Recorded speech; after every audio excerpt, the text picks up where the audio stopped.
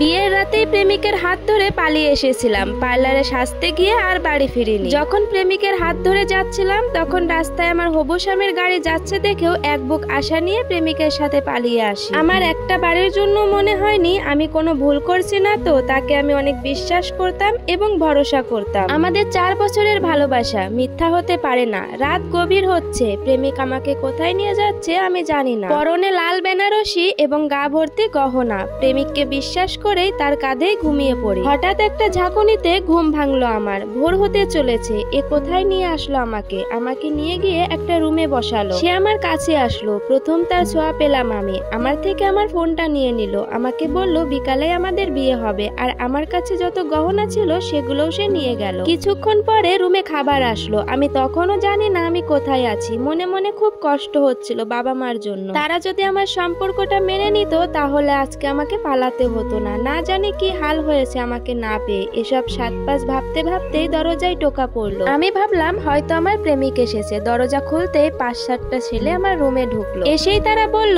মেয়েটাকে তো ভালোই তুলেছিস, এটাকে 4 লাখের আগে ছাড়বো না। পিছনে আমার প্রেমিক দাঁড়িয়ে। ছুটে গিয়ে তাকে জিজ্ঞাসা করলাম, এরা কারা? এরা এসব কি বলছে? তখন সে আমাকে ধাক্কা দিয়ে বিছানায় ফেলে দিয়ে বলে, তোকে তো আমি ভালোই বাসিনি, ভালোতে বেসেছিলাম তোর বাবার টাকা। সেটাই যখন পেলাম না তোকে দিয়ে কি করব আমি? এ কথা শোনার পর মনে হচ্ছিল আমার পায়ের তলার মাটি সরে গেছে। পালাক্রমে তারা আমাকে ধর্ষণ করলো। এক বুক আশা ভরসা নিমিষেই শেষ হয়ে গেল। একটা সময় বুঝতে পারলাম তারা আমাকে কোথাও বিক্রি করার পরিকল্পনা করছে। এভাবেই কেটে যায় 6টা দিন। অনেক কষ্টে 6টা দিন পার করার পর পালিয়ে আসতে সক্ষম হই। রাস্তায় হঠাৎ করে একটা বয়স্ক লোকের সাথে দেখা হয়। ওনাকে সবটা খুলে বলার পরে উনি একটা গাড়িতে তুলে দেন। চেনা রাস্তা দেখে বাড়ি ফিরি। বাড়ি ফিরে দেখি বাড়ির ভেতরটা তখনও সুন্দর ছিল। কাজের মাসি আমাকে দেখে বাড়ির সবাইকে ডাক দেয়। মা ছুটে এসে একটা থাপ্পড় দিয়ে বলল, কেন ফিরেছিস? লজ্জা করলো না? একে একে বাড়ির সবাই আমাকে একটা সময় অপমান করলো। তবুও সব সহ্য করে ভেতরে গেলাম। ভেতরে গিয়ে পেলাম না আমার ছোট বোনকে, যে কিনা আমার বান্ধবীর মতো ছিল। ও ছিল